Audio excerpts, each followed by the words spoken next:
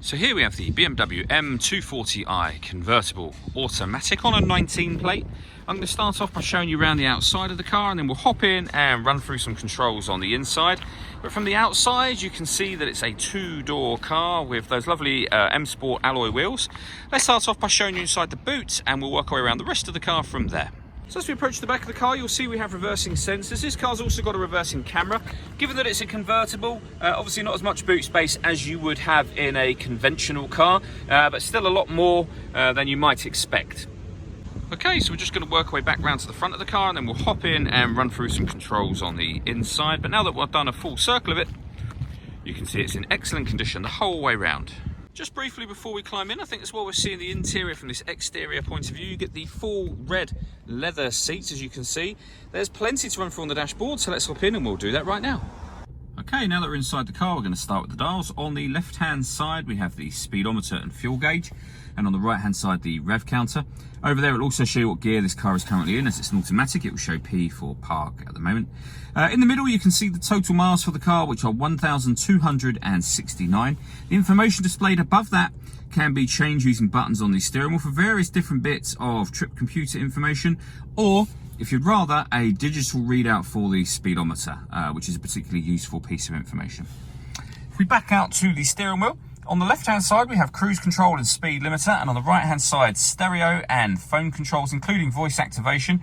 We've also got the ability to change up and down a gear manually using those paddles should we wish to. Over in the centre, this car has got BMW's professional nav, which means that it benefits from having the extra wide screen. You can see that I'm making various movements on the screen as we speak. That is done, or doing that by using the iDrive system, which is essentially this dial. It acts as a kind of a mouse, so you can rotate it, push it down. It also moves to the left, right, up and down as well, and you can access certain things directly from these buttons here. So you could just press map and you would see exactly what we're seeing just there. On top of that, it is touchscreen as well. So if you want to go into your music settings, you can go to media that way, should you wish to. And you can go all the way back and you'll see that we have DAB, FM and AM radio. This car's also got a CD player. You can stream your music wirelessly as well via Bluetooth audio. So plenty of ways to listen to your music. And I mentioned previously that it had a colour reversing camera, so you can see that showing on the right hand side there. So it's full colour. You also get a parking sensor guide on the left hand side. Below that we have a CD player, as well as dual zone climate control, so you can adjust the passenger and driver temperatures, fan speed up and down from here. You can determine what way you'd like the air to be distributed once it enters the vehicle for both passenger and driver.